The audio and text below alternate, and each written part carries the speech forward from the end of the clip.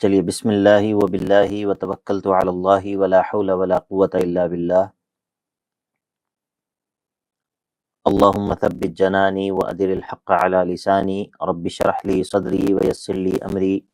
واحلل عقدۃ من لسانی یفقہوا قولی سبحانک لا علم لنا الا ما علمتنا انک انت العلیم الحکیم رب یسر ولا تعسر وتمم بالخیر وبک نستعین اعوذ باللہ من الشیطان الرجیم بسم اللہ الرحمن الرحیم۔ آج انشاءاللہ سورہ محمد کے اجمالی طور پہ کچھ مقاصد کے بارے میں بات کریں گے، اور اگر جو ہے وہ ممکن ہوا تو انشاءاللہ سورہ فتح کے مقدمات، جو سورت کی مقدماتی گفتگو ہے، تھوڑا سا اس کو بھی جو ہے وہ کوشش کریں گے کہ ہم اس کا آغاز کر دیں۔ سورت محمد کے بارے میں کچھ بات ہم نے سورت کے آغاز میں کی تھی، جس میں ہم نے یہ تذکرہ کیا تھا کہ سورت کا جو بنیادی جو مقصد ہے یا سورت کا جو بنیادی موضوع ہے وہ حق اور باطل کے درمیان جو اختلاف ہے اور فریقین کے درمیان جو اوصاف کا فرق ہے، فریقین کے درمیان جو اختلاف ہے اوصاف کا، دونوں کی صفات میں جو فرق ہے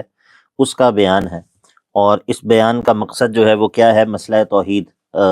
توحید اور مسئلہ جہاد۔ تو مسئلہ توحید کی طرف اشارہ کیا تھا فَاعْلَمْ أَنَّهُ لَا إِلَٰهَ إِلَّا اللَّهِ کے ساتھ، اور مسئلہ جہاد یعنی کہ قتال کی طرف اشارہ کیا تھا فَإِذَا لَقِيتُمُ الَّذِينَ كَفَرُوا فَضَرْبَ الرِّقَابِ کے ساتھ۔ تو اس صورت کے اندر ایک بات جو ہم نے پہلے کی تھی وہ یہ تھی کہ اس صورت کے اندر جہاد پر تحریض دلائی گئی ہے، جہاد پر ترغیب دلائی گئی ہے، قتال پر ترغیب دلائی گئی ہے۔ اور یہ جو ترغیب دلائی گئی ہے اس کے یہ کئی طرح سے ترغیب دلائی گئی ہے، یعنی کہ اس صورت کے اندر جو قتال پر ترغیب دلائی گئی ہے تو وہ کون سے اسباب ہیں جن کو ذکر کیا گیا ہے، جن کا مقصد جو ہے وہ یہ ہے کہ قتال پر ترغیب دلائی جائے۔ ان میں سے سب سے پہلی جو چیز ہے وہ کیا ہے؟ وہ یہ ہے کہ اس صورت نے کفار کے برے اوصاف بیان کیے ہیں، اس صورت نے کفار کے برے اوصاف بیان کیے ہیں۔ اب برے اوصاف بیان کرنے کا مقصد اس صورت کے اندر کیا ہے کہ اے ایمان والو تم ان برے اوصاف رکھنے والے لوگوں سے لڑو، یعنی کہ یہاں پر برے اوصاف بیان کرنے کا مقصد کیا ہے؟ جہاد پر تحریض دلانا، قتال پر تحریض دلانا۔ اسی لیے آپ نے دیکھا کہ سورت کے آغاز میں جہاں پر کہا گیا الذین کفروا وصدوا عن سبیل اللہ اضل اعمالهم، پھر اس کے بعد متصل آگے جا کر کیا کہا گیا؟ فَإِذَا لَقِيتُمُ الَّذِينَ كَفَرُوا فَضَرْبَ الرِّقَابِ۔ فَإِذَا یعنی کہ اب جب معاملہ یہ ہے کہ کفار جو ہیں وہ خود بھی گمراہ ہیں، لوگوں کو بھی اللہ کے راستے سے روکتے ہیں، تو اے ایمان والو اب ایسے لوگوں سے جب تمہارا ٹکراؤ ہو جائے تو ان کی گردنیں مارو،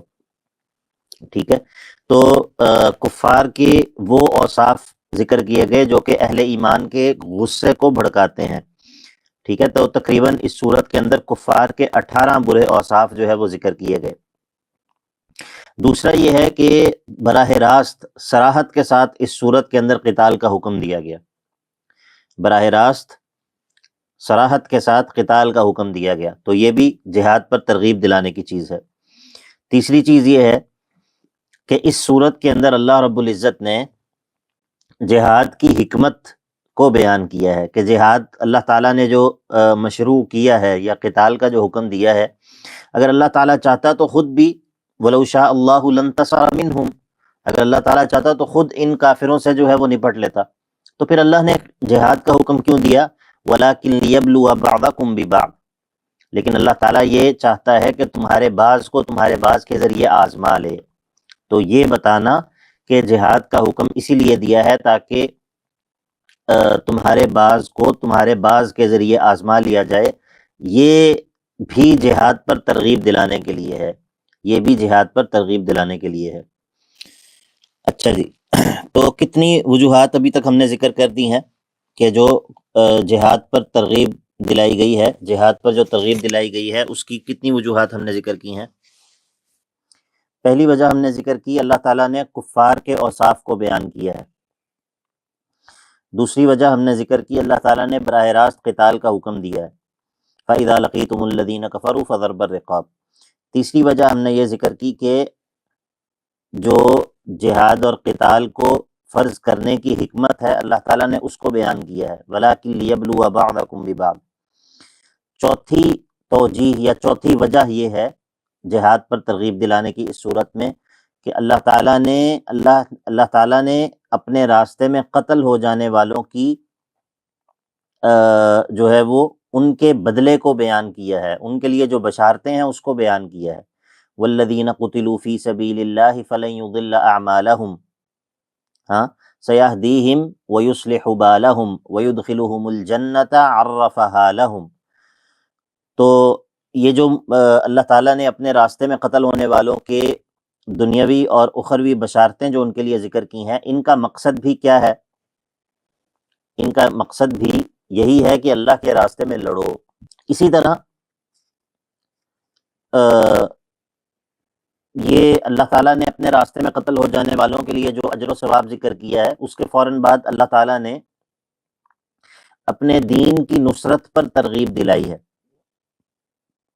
اور کہا ہے کہ اگر تم اللہ کے دین کی نصرت کرو گے تو اللہ تعالیٰ تمہاری مدد بھی کرے گا اور تمہیں دین پر ثابت قدم بھی رکھے گا۔ یا ایھا الذین آمنوا ان تنصروا اللہ ینصرکم ویثبت اقدامکم،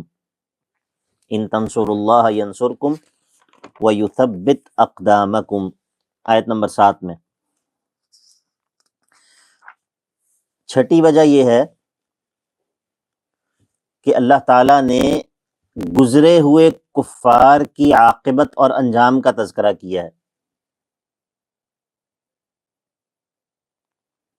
گزرے ہوئے کفار کی عاقبت کا اور انجام کا تذکرہ کیا ہے،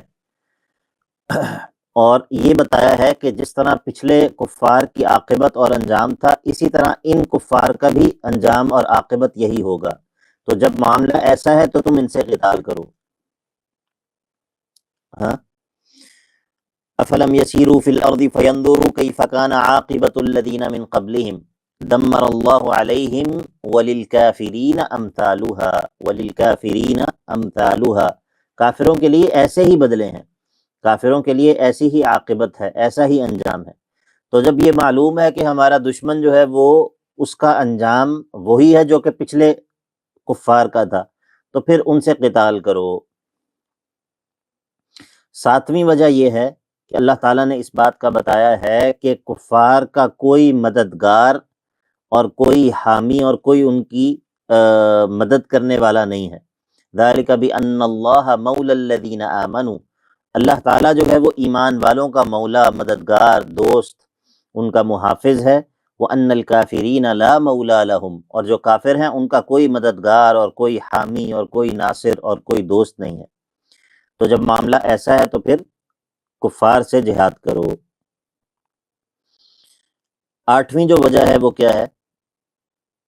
وہ یہ ہے کہ اللہ تعالیٰ نے ایمان والوں کے جنت میں داخلے کو بیان کیا ہے۔ یہ بیان کیا ہے کہ اللہ تعالیٰ ایمان والوں کو جنت میں داخل کرے گا۔ ان اللہ يدخل الذین آمنوا وعملوا الصالحات جنات تجری من تحتها الانہار،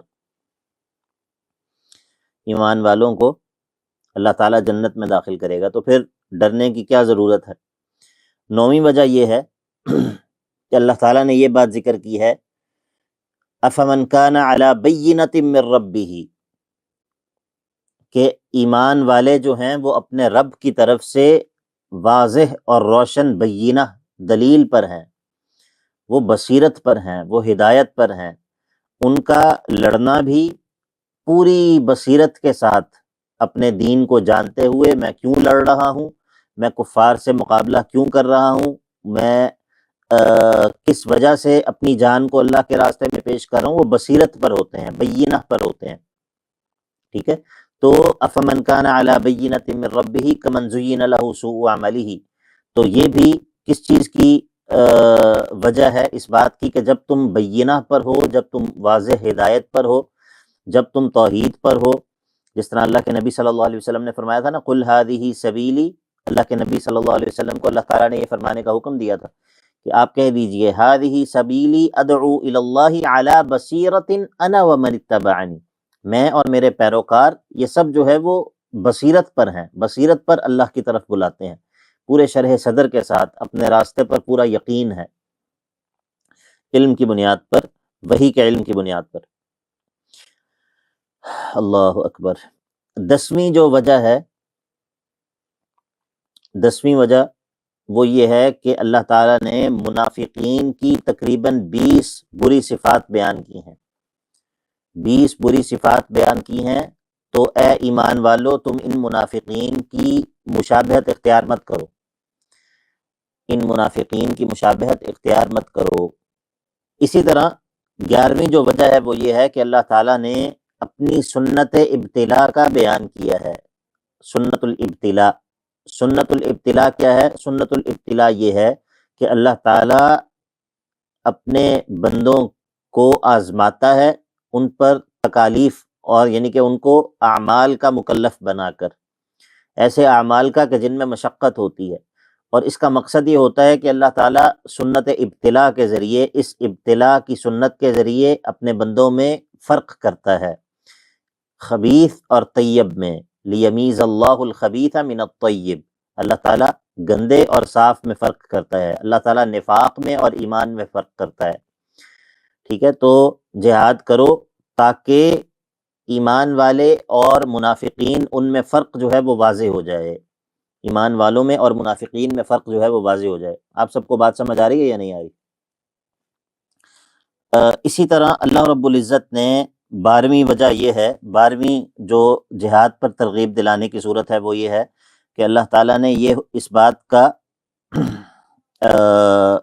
کی خبر دی ہے کہ کفار اور منافقین وہ اپنی تمام تر چالوں کے باوجود اللہ تعالیٰ کو کوئی نقصان نہیں پہنچا سکتے، اللہ تعالیٰ کے دین کو کوئی نقصان نہیں پہنچا سکتے۔ ہاں، لن يضر اللہ شیئا وسیحبط اعمالہم، لن يضر اللہ شیئا وسیحبط اعمالہم۔ تو اس کے اندر بھی ایمان والوں کے لیے، جہاد کرنے والوں کے لیے اطمینان ہے، ایمان والوں کے لیے اور جہاد کرنے والوں کے لیے اطمینان ہے۔ اور اسی طرح اسی صورت کے اندر اللہ تعالیٰ نے صلح میں پہل کرنے سے بھی منع کیا ہے، صلح میں پہل کرنے سے بھی، اور ابتداءً مخالفین سے، کفار سے یہ کہنا کہ ہم جو ہے وہ صلح کرنا چاہتے ہیں، اس سے منع کیا ہے۔ لا تہینوا وتدعوا الی السلم وانتم الاعلون، اور پھر اس کے اندر بشارت غلبے کی اور علو اور بلندی کی بشارت بھی سنائی ہے، وانتم الاعلون واللہ معکم ولن یترکم اعمالکم۔ تو یہ بھی کس لیے ہے؟ یہ بھی جہاد پر ترغیب دلانے کے لیے ہے۔ اسی طرح اس صورت کے اندر اللہ تعالیٰ نے دنیا کی حقارت کو بھی بیان کیا ہے، انما الحیات الدنیا لعب ولہو وَإِن تُؤْمِنُوا وَتَتَّقُوا يُؤْتِكُمْ أُجُورَكُمْ وَلَا يَسْأَلْكُمْ أَمْوَالَكُمْ۔ اسی طرح اسی صورت کے اندر اللہ تعالیٰ نے انفاق کا بھی حکم دیا ہے، انفاق کا بھی حکم دیا ہے کہ جہاد کے راستے میں خرچ کرو۔ اور اسی طرح 16ویں جو وجہ ہے وہ یہ ہے کہ اللہ تعالیٰ نے اس بات سے ڈرایا ہے،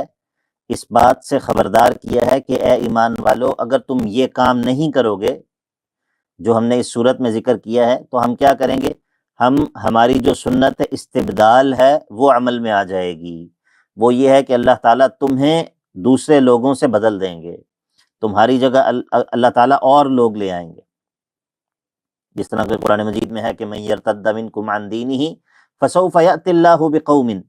یحبہم ویحبونہ۔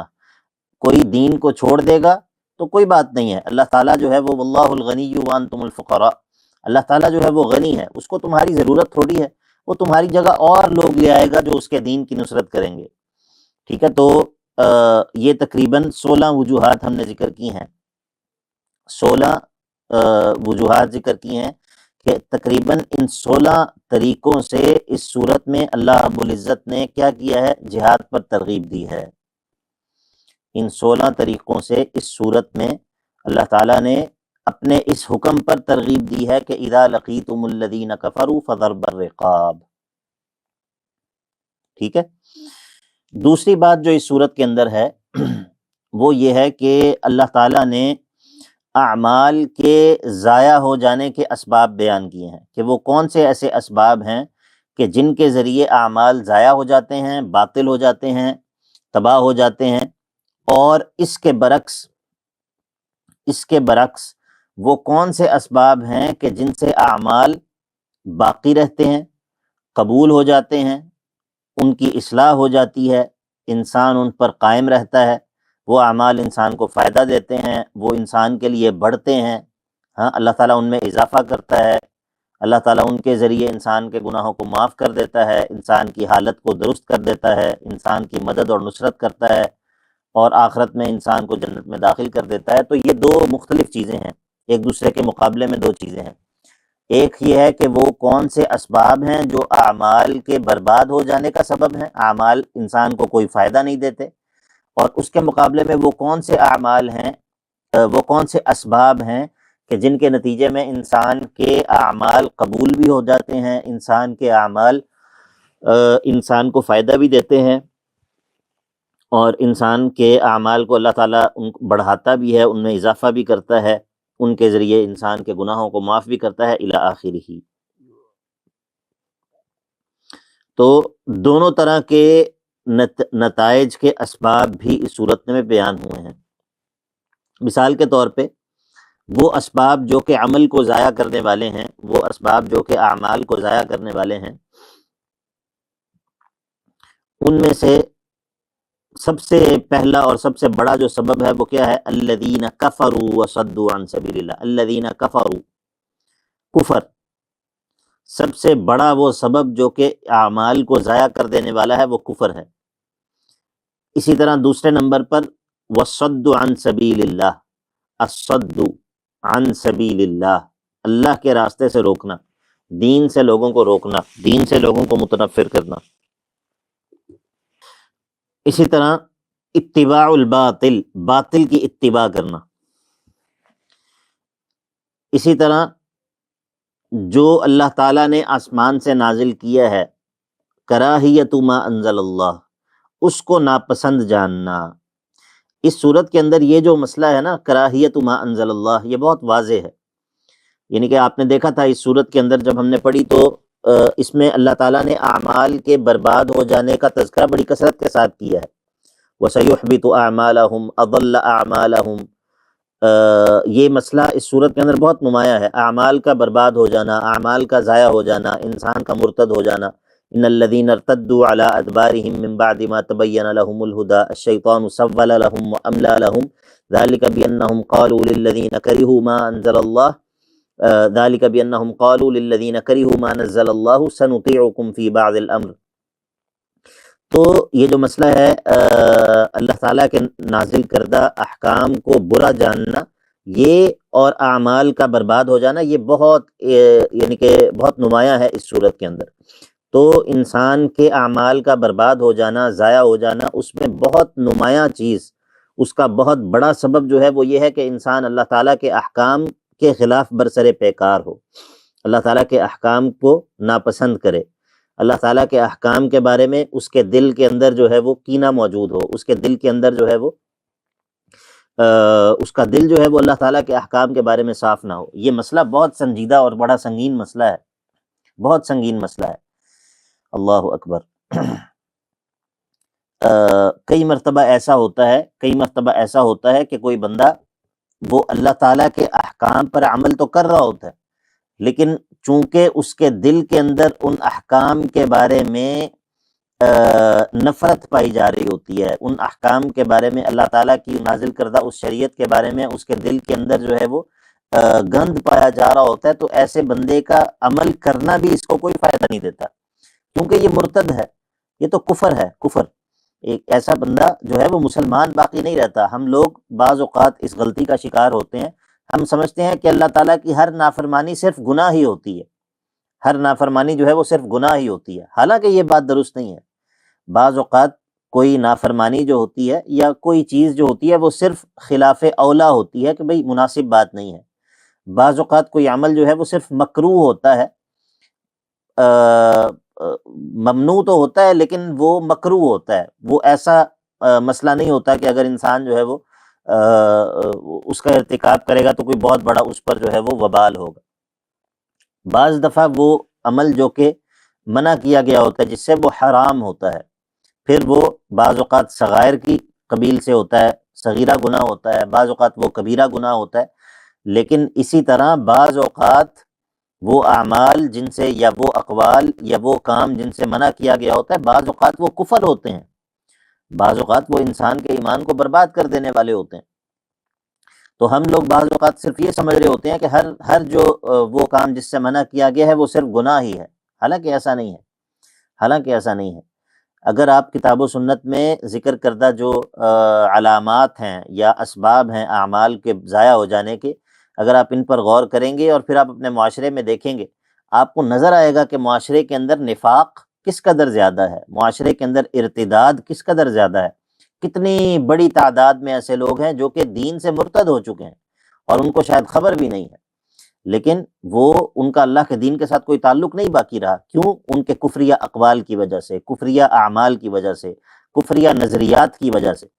ٹھیک ہے۔ ایسے لوگ موجود ہیں ہمارے معاشرے کے اندر جو کہتے ہیں کہ شریعت نے جو وراثت کے قوانین نازل کیے ہیں ان میں عدل نہیں ہے، ان میں برابری نہیں ہے۔ بھئی یہ کیا بات ہوئی، وَلِلذَّكَرِ مِثْلُ حَظِّ الْأُنثَيَيْنِ، مرد کے لیے جو ہے وہ دگنا حصہ ہے عورت سے، یہ کیسا عدل ہے، ٹھیک ہے۔ اب ایک ایسا بندہ جو یہ بات کہتا ہے مثال کے طور پر، وہ چاہے 200 سال تک سجدے میں پڑا رہے، وہ بندہ کافر ہے، اس کے سجدے کا اسے کوئی فائدہ نہیں ہے۔ اسی طرح ایک بندہ کہتا ہے جی جو اسلام کی حدود ہیں، اللہ تعالیٰ نے جو سزائیں نازل کی ہیں یہ تو وحشیانہ سزائیں ہیں، تو یہ بندہ جو ہے وہ مسلمان باقی نہیں رہتا، کیونکہ یہ اللہ تعالیٰ کی شریعت کے اوپر جو ہے وہ اعتراض کر رہا ہے، اور اللہ تعالیٰ کی شریعت کے اوپر اعتراض دراصل اللہ تعالیٰ پر اعتراض ہے، ٹھیک ہے۔ جس طرح سورہ نور کے اندر اللہ تعالیٰ ذکر کرتا ہے کہ منافقین کو جب یہ کہا جاتا ہے کہ اذا دعوا الی اللہ ورسولہ لیحکم بینہم، جب منافقین کو کہا جاتا ہے کہ آؤ تمہارا اللہ اور اس کے رسول سے تمہارا فیصلہ کرواتے ہیں، تو یہ اعراض کرتے ہیں۔ کیا ان کو یہ ڈر ہے کہ اللہ اور اس کا رسول ان پر ظلم کریں گے؟ کیا ان کو یہ ڈر ہے کہ اللہ اور اس کا رسول جو ہے وہ ان کے ساتھ عدل نہیں کریں گے؟ تو جو بندہ یہ سمجھتا ہو کہ اللہ تعالیٰ کی شریعت میں عدل نہیں ہے یا اللہ تعالیٰ کی شریعت میں ظلم ہے، وہ اصل میں اللہ تعالیٰ کی عیب کی طرف نسبت کر رہا ہے، اللہ تعالیٰ کی نسبت کر رہا ہے عیب کی طرف، وہ اس بات کا انکار کر رہا ہے کہ اللہ تعالیٰ ہر قسم کے عیب اور ہر قسم کے نقص سے پاک نہیں ہے، وہ یہ کہہ رہا ہے، ٹھیک ہے۔ اور جو بندہ یہ کہہ رہا ہے وہ تو دین کی جو بنیادی اساس ہے اس کا انکار کر رہا ہے۔ تو اس کی بہت ساری مثالیں ہیں جو کہ ہمارے معاشرے کے اندر پھیلی ہوئی آپ کو ملیں گی، ہمارے معاشروں کے اندر پھیلی ہوئی ملیں گی، دین کے احکام پر اعتراض، سنتوں پر اعتراض، اور دین کے شعائر کو ناپسند کرنا، حج اور عمرے پر اعتراض کرنا، قربانی پر اعتراض کرنا۔ آپ کو پتہ ہے نا، بعض لوگ جو ہے وہ حج اور عمرے پر اعتراض کرتے ہیں، بعض لوگ جو ہے وہ کیا کرتے ہیں، وہ قربانی کا جب موسم آتا ہے تو وہ کہتے ہیں بھائی قربانی کے موسم، قربانی کا کیا فائدہ ہے، یہ تو مال کا ضیاع ہے، اس سے اچھا ہے آپ غریب غربا کی شادی کروا دیں۔ یہ تمام علامات، اسی طرح جو میں نے پہلے بھی ذکر کیا تھا تعدد ازواج کے حوالے سے جو ہمارے معاشرے کے اندر رویہ پایا جاتا ہے، اور اس میں دیندار اور بے دین سب برابر ہیں، کہ وہ سمجھتے ہیں کہ یہ جو ہے یہ تو ایک ایسا حکم ہے کہ جو کہ بس ہماری موت ہے۔ یہ اس طرح کے تمام رویے یہ انسان کے ایمان اور اسلام کو باقی نہیں رہنے دیتے، ایسی تمام چیزیں کہ جن میں اللہ تعالیٰ کے دین کے ساتھ جو ہے وہ کراہت اور ناپسندیدگی ظاہر ہوتی ہو۔ اللہ اکبر کبیرہ۔ اللہ تعالیٰ قرآن مجید میں فرماتا ہے نا فَلَا وَرَبِّكَ لَا يُؤْمِنُونَ فَلَا وَرَبِّكَ لَا يُؤْمِنُونَ حَتَّى يُحَكِّمُوكَ فِيمَا شَجَرَ بَيْنَهُمْ، اے نبی صلی اللہ علیہ وسلم، آپ کے رب کی قسم یہ لوگ ایمان والے ہو ہی نہیں سکتے، حَتَّى يُحَكِّمُوكَ فِيمَا شَجَرَ بَيْنَهُمْ، جب تک اپنے تمام آپس کے اختلافات میں آپ کو حکم نہ بنا لیں، حَتَّى يُحَكِّمُوكَ فِيمَا شَجَرَ بَيْنَهُمْ ثُمَّ لَا يَجِدُوا فِي أَنفُسِهِمْ حَرَجًا مِّمَّا قَضَيْتَ، پھر آپ جو فیصلہ کر دیں اس کے بارے میں یہ اپنے دل کے اندر کوئی حرج بھی محسوس نہ کریں، وَيُسَلِّمُوا تَسْلِيمًا، اور پورے دل کے اطمینان کے ساتھ جو ہے وہ آپ کے حکم کو تسلیم کر لیں، قبول کر لیں، دل جو ہے وہ اس پر راضی ہو جائے، ٹھیک ہے۔ تو یہ کیسے ہوتا ہے؟ یہ تب ہوتا ہے جب انسان کو اللہ تعالیٰ کی درست معرفت ہوتی ہے۔ جس انسان کو اللہ تعالیٰ کی درست معرفت ہوگی وہ اللہ تعالیٰ کے احکام پر اس کو ایمان ہوگا، یقین ہوگا کہ یہ اللہ تعالیٰ کے احکام ہیں، اور اللہ جو ہے وہ ہر قسم کے عیب اور ہر قسم کے نقص سے، ہر قسم کی خامی سے، ہر قسم کی کمی اور کوتاہی سے پاک ہے۔ اللہ جو ہے وہ ظلم کرنے والا نہیں ہے، اللہ جو ہے وہ عدل کرنے والا ہے، وہ الحکیم ہے، وہ العلیم ہے، ٹھیک ہے، وہ السمیع اور البصیر ہے، اس کا علم کامل ہے، وہ میری مصلحتوں کو، انسانوں کی مصلحتوں کو انسانوں سے زیادہ جانتا ہے، وہ انسانوں کے لیے جس چیز میں نقصان ہے وہ اس کو انسانوں سے زیادہ جانتا ہے، وہ الرحمن ہے، وہ الرحیم ہے، وہ اپنے بندوں پر مہربان ہے، الرؤوف ہے۔ اب جس ذات کا یہ تعارف ہے، جب اس نے ایک حکم نازل کیا ہے، جب اس نے ایک چیز کو نازل کیا ہے، یہ کیسے ہو سکتا ہے کہ وہ چیز میرے لیے جو ہے وہ اچھی نہ ہو، یا اس چیز میں انسانوں کے لیے ظلم ہو؟ یہ کیسے ممکن ہے؟ ٹھیک ہے، تو اصل کل بلیہ، ہر مصیبت کی جو بنیاد ہے وہ اللہ تعالیٰ کی معرفت میں نقص ہے۔ ہر کفر کی بنیاد جو ہے وہ اللہ تعالیٰ کی معرفت میں نقص ہے۔ ہر باطل کی بنیاد، ہر نفاق کی بنیاد، یا انشاءاللہ اگلی صورت کے اندر بھی آئے گا کہ منافقین کا جو اصل مسئلہ ہے، اگلی صورت الفتح کے اندر یہ بات آئے گی، مسئلہ آئے گا کہ منافقین کے کفر کی وجہ یہ ہے کہ وہ اللہ تعالیٰ سے برا گمان رکھتے ہیں، اور اللہ تعالیٰ سے جو برا گمان ہے وہ اللہ تعالیٰ کی درست معرفت نہ ہونے کی وجہ سے ہوتا ہے۔ بعض لوگ یہ سمجھتے ہیں کہ اللہ تعالیٰ اپنے نبی کی نصرت نہیں کرے گا، بعض لوگ یہ سمجھتے ہیں کہ اللہ تعالیٰ ایمان والوں کی نصرت نہیں کرے گا، بعض لوگ یہ سمجھتے ہیں کہ اللہ تعالیٰ اپنے اولیاء کی کو جو ہے وہ ایسے ہی بے یار و مددگار چھوڑ دے گا۔ یہ سمجھنا اس بات کی علامت ہے کہ یہ شخص جو ہے وہ کیا اللہ تعالیٰ کے بارے میں اچھا گمان رکھتا ہے؟ یہ اللہ کے بارے میں برا گمان ہے۔ اگر کوئی بندہ آپ کے بارے میں یہ سمجھتا ہو، یا کوئی بندہ مجھے کہے کہ عبداللہ بھائی آپ کے بارے میں میرا خیال یہ ہے کہ آپ اپنے دوستوں کو مصیبت میں ایسے ہی چھوڑ دیں گے، آپ ان کے کام نہیں آئیں گے، آپ کو یہ پتہ چلے گا کہ آپ کے کوئی دوست، آپ کے کوئی ساتھی، آپ کے کوئی بھائی جو ہے وہ کسی مصیبت میں مبتلا ہیں، کسی آزمائش میں ہیں، اور آپ ان کی پرواہ نہیں کریں گے، تو کیا یہ کہوں گا میں یہ سمجھوں گا کہ میرے بارے میں اس نے بہت اچھی بات سوچی ہے؟ ظاہر ہے نہیں، میں کہوں گا کہ یہ تو میرے بارے میں تم نے بڑا برا گمان رکھا ہے۔ یہ معاملہ اسی طرح ہے کہ جو بندہ یہ سمجھتا ہے کہ اللہ تعالیٰ دنیا میں اپنے انبیاء کی نصرت نہیں کرے گا، ایمان والوں کی نصرت نہیں کرے گا، ایمان والوں کی مدد نہیں کرے گا، یہ اللہ تعالیٰ کے بارے میں برا گمان ہے۔ تو بہرحال یہ بات انشاءاللہ اگلی صورت میں آئے گی۔ یہاں پر ہم یہ بات کر رہے تھے کہ ہر بلا اور ہر مصیبت جو انسان کے دین میں واقع ہوتی ہے، اس کی اصل اور اس کی بنیاد وہ اللہ تعالیٰ کی معرفت میں نقص ہوتا ہے۔ اللہ اکبر کبیرہ۔ تو اسی لیے یہ جو مسئلہ ہے اللہ تعالیٰ کے نازل کردہ حکم کو ناپسند جاننا، یہ کوئی چھوٹا مسئلہ اور معمولی مسئلہ نہیں ہے، یہ بڑا سنگین مسئلہ ہے۔ انسان جو ہے وہ بعض اوقات انسان کے اعمال برباد ہو گئے ہوتے ہیں، ہاں، اور انسان کو علم بھی نہیں ہوتا، انسان جو ہے وہ ارتداد میں واقع ہو چکا ہوتا ہے۔ تو انسان کو بہت زیادہ ڈرنا چاہیے اس چیز سے، اور اللہ تعالیٰ سے پناہ طلب کرنی چاہیے، اور اللہ تعالیٰ کی طرف رجوع کرنا چاہیے، اور توبہ اور استغفار کرنا چاہیے کہ اے اللہ، اگر کبھی میری زبان سے ایسے کلمات صادر ہو گئے ہوں، اگر میں کبھی جو ہے وہ میں جو ہے وہ کبھی اس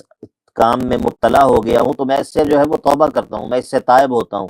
میں تیری طرف دوبارہ رجوع کرتا ہوں، اور تو نے جو کچھ نازل کیا ہے میں اس پر ایمان رکھتا ہوں، میں یہ سمجھتا ہوں کہ وہی جو ہے وہ برحق بھی ہے، اور وہی جو ہے وہ انسان کے لیے بہتر بھی ہے۔ تو بہرحال یہ بات جو ہے وہ چونکہ اہم ہے، اس لیے اس حوالے سے تھوڑی سی بات لمبی ہو گئی۔ تو ہم یہ بات ذکر کر رہے تھے کہ جو عمل کے ضائع ہو جانے کے اسباب ہیں، ان میں سے ہم نے ذکر کیا کفر، ہم نے ذکر کیا لوگوں کو اللہ تعالیٰ کے راستے سے روکنا، ہم نے ذکر کیا باطل کی اتباع، اسی طرح اللہ تعالیٰ کی نازل کردہ احکامات کو ناپسند کرنا۔ پانچویں جو چیز ہے یا پانچواں جو سبب ہے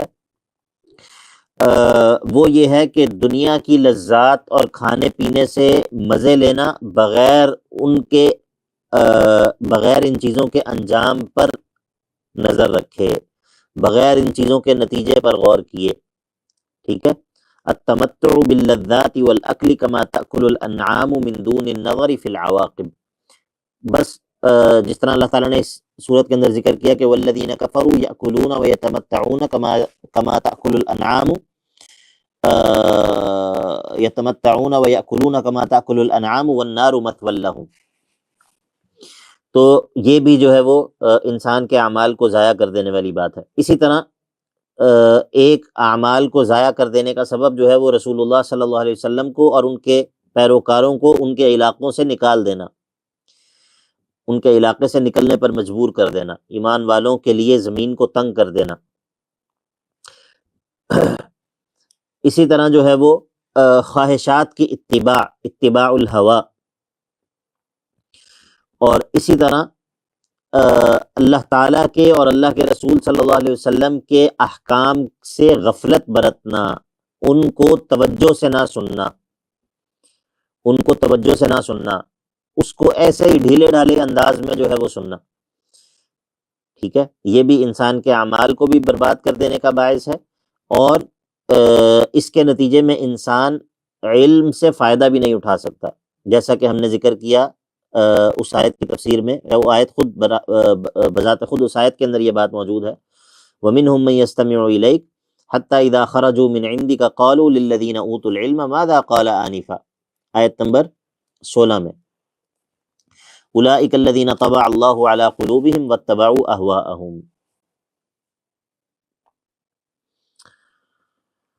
اللہ اکبر، بہت سارے اسباب ہیں۔ یہ جو میں آپ کے سامنے اس وقت سورت کے مضامین کا کچھ اس کے جو چیزیں کچھ بیان کر رہا ہوں، اختصار کے ساتھ بس اشارے کر رہا ہوں بعض، یہ شیخ امین اللہ پشاوری حفظہ اللہ کی جو الدرر فی مقاصد الصور ہے، یہ اس سے میں آپ کو بتا رہا ہوں۔ الدرر فی مقاصد الصور، یہ شیخ امین اللہ پشاوری حفظہ اللہ کی کتاب ہے مقاصد صور پر، تو اس میں سے یہ کچھ چیزیں انہوں نے سورت کا بہت بہترین انداز میں سورت کے مقاصد کو بیان کیا ہے، تو اس میں سے میں یہ چیزیں آپ کے سامنے ذکر کر رہا ہوں۔ ساری چیزیں ذکر نہیں کر رہا، بس کچھ چیزیں جو ہے وہ ان کی طرف اشارے کر رہا ہوں، اور مقصد یہی ہے کہ آپ کے ذہن میں یعنی کہ مقصد یہ بھی ہے کہ سورہ محمد کے مقاصد کا آپ کو علم ہو جائے، دوسرا یہ بھی مقصد ہے کہ آپ کو یہ علم ہو جائے کہ مقاصد سور کیا ہوتے ہیں، اور تفسیر پڑھتے ہوئے جو صورتوں کے اجمالی طور پر جو مقاصد ہیں، صورتوں کے جو بڑے بڑے معالم ہیں، صورتوں کے اندر جو بڑی بڑی نمایاں جو چیزیں ہیں، انسان ان کی طرف متوجہ رہے۔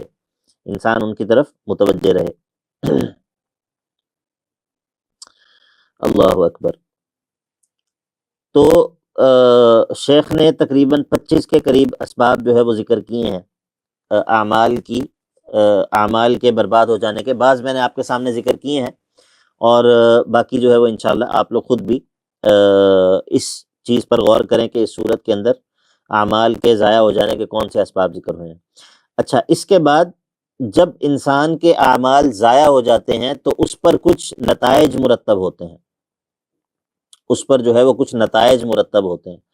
وہ ایسے نتائج ہیں، وہ ایسے ریزلٹس ہیں کہ جن میں سے بعض کا تعلق دنیا کے ساتھ ہے اور بعض کا تعلق آخرت کے ساتھ ہے۔ مثال کے طور پر پہلا جو نتیجہ نکلتا ہے جب انسان کفر میں واقع ہو جاتا ہے، اعمال ضائع ہو جاتے ہیں، تو پہلا نتیجہ جو ہے وہ جو نکل سکتا ہے اس کا، وہ یہ ہے کہ دنیا کے اندر اس کو قتل کر دیا جائے۔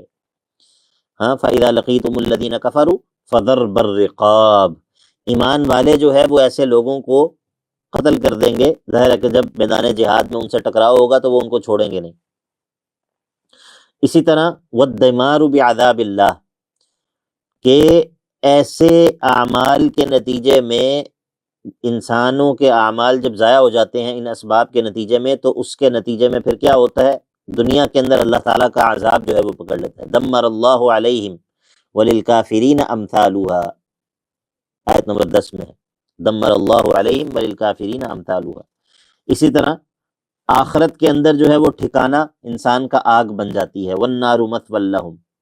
اسی طرح انسان اللہ تعالیٰ کی حمایت اور اللہ تعالیٰ کی مدد سے محروم ہو جاتا ہے۔ ذالک بان اللہ مولی الذین آمنوا وان الکافرین لا مولی لہم، کافروں کا کوئی مددگار اور کوئی حامی اور ناصر نہیں ہوتا۔ آخرت کے اندر جو ہے وہ اسی طرح کیا ہوتا ہے، فقطع امعاءہم،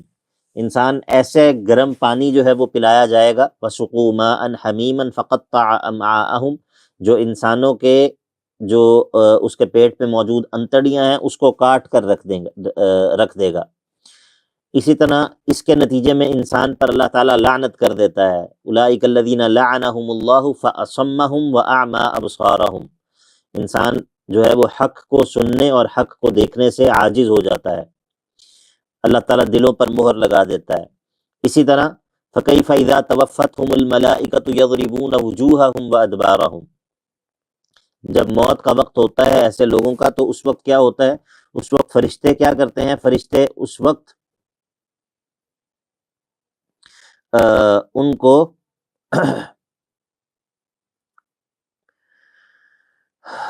ان کی جو چہروں پر اور ان کی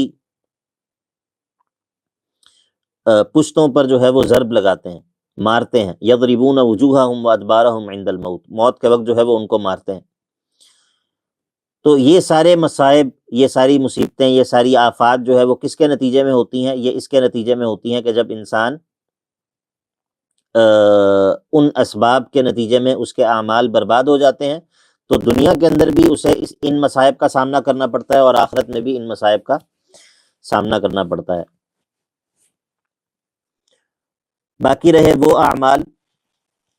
یا وہ اسباب جو اعمال کی قبولیت کے اسباب ہیں، جن کے نتیجے میں انسان کے اعمال محفوظ رہتے ہیں، جن کے نتیجے میں انسان کے جو اعمال ہیں وہ انسان کو فائدہ دیتے ہیں، انسان کو ان سے نفع ہوتا ہے، اللہ تعالیٰ ان کو انسان کے لیے بڑھاتا ہے۔ وہ بھی بہت سارے اسباب ہیں جو کہ اس صورت کے اندر ذکر ہوئے ہیں، اور ان میں سے سب سے پہلا جو ہے وہ کیا ہے؟ کفر کے مقابلے میں ایمان، ایمان صحیح، وہ ایمان جو کہ درست ایمان ہو، شرعی ایمان ہو، وہ انسان کے اعمال کی قبولیت اور اعمال کی حفاظت کا بہت بڑا سبب ہے۔ الایمان الصحیح الکامل۔ اور اسی طرح حق کی اتباع کرنا، حق کے پیچھے چلنا، انسان کے سامنے جب حق آ جائے، جب انسان کے سامنے جو ہے وہ درست بات آ جائے تو انسان اس کی اتباع کرے۔ اسی طرح اللہ تعالیٰ کے راستے میں جہاد کرنا، اور اسی طرح اللہ کے راستے میں شہید ہو جانا، اللہ کے دین کی نصرت کرنا، اور اللہ تعالیٰ کے راستے میں ہجرت کرنا۔ اخرجتک اہلکناہم فلا ناصر لہم وکأی من قریۃ ہی اشد قوۃ من قریتک التی اخرجتک اہلکناہم فلا ناصر لہم۔ اسی طرح تقوی اور علم، اور اسی طرح والذین اہتدوا زادہم ھدی وآتاہم تقواہم، اہتداء قرآن مجید سے ہدایت اخذ کرنا، قرآن مجید سے ہدایت کشید کرنا۔ اور اسی طرح استغفار، فاعلم انہ لا الہ الا اللہ واستغفر لذنبک وللمؤمنین والمؤمنات۔ تو یہ تمام جو اوصاف ہیں یا یہ تمام جو اسباب ہیں، اور بھی کئی اسباب ہیں، شیخ نے تقریباً 22 کے قریب جو ہے وہ اسباب ذکر کیے ہیں جو اعمال کی قبولیت کے یا اعمال کے انسان کو فائدہ دینے کے اسباب ہیں۔ یہ ان کے مقابلے میں ہیں، ان اسباب کے مقابلے میں ہیں جو اسباب اعمال کو ضائع کر دینے والے ہیں، ان اسباب کے مقابلے میں ہیں جو اسباب اعمال کو ضائع کر دینے والے ہیں۔ تو ان کے مقابلے میں یہ اسباب ہیں کہ جو اعمال کو باقی رکھنے والے ہیں۔ تو یہ جو اسباب ہیں جو اعمال کی قبولیت کے اور اعمال کو باقی رکھنے کے اسباب ہیں، ان کے نتیجے میں بعض ثمرات اور نتائج جو ہے وہ انسان کو دنیا میں بھی ملتے ہیں اور آخرت میں بھی ملتے ہیں۔ اور وہ ثمرات اور نتائج وہ کیا ہیں؟ ان میں یہ ہے کہ اللہ تعالیٰ انسانوں کے گناہوں کو بھی معاف کر دیتا ہے، ان کی حالت کی بھی اصلاح کر دیتا ہے، اور ان کو ہدایت پر قائم رکھتا ہے، جنتوں میں داخل کر دیتا ہے۔ اللہ تعالیٰ دنیا میں ان کی نصرت کرتا ہے اور ان کو ہدایت میں اور بڑھا دیتا ہے، اور ان کو جو ہے وہ تقوی میں اور بڑھا دیتا ہے، ان کو اللہ تعالیٰ غلبہ عطا کرتا ہے۔ اور اسی طرح جو ہے وہ اس کے نتیجے میں انسان سنت استبدال سے بھی بچ جاتا ہے، سنت استبدال سے بھی بچ جاتا ہے۔ سنت استبدال یعنی کہ جب انسان یہ اعمال کرے گا جن کا تذکرہ ہوا ہے تو اللہ تعالیٰ جو ہے وہ پھر ان لوگوں کو دوسرے لوگوں سے تبدیل نہیں کر دے گا، دوسرے لوگوں سے بدل نہیں دے گا، ٹھیک ہے، دوسرے لوگوں سے بدل نہیں دے گا انسان، اللہ تعالیٰ جو ہے وہ ان کو باقی رکھے گا۔ اچھا، ایک بڑی اچھی بات جو کہ اس صورت کے اندر ذکر ہوئی تھی وہ تھی آیت نمبر 17 کے اندر، والذین اہتدوا زادہم ھدی وآتاہم تقواہم۔ یہ جو ہے نا، یہ جو ثمرات ہیں نا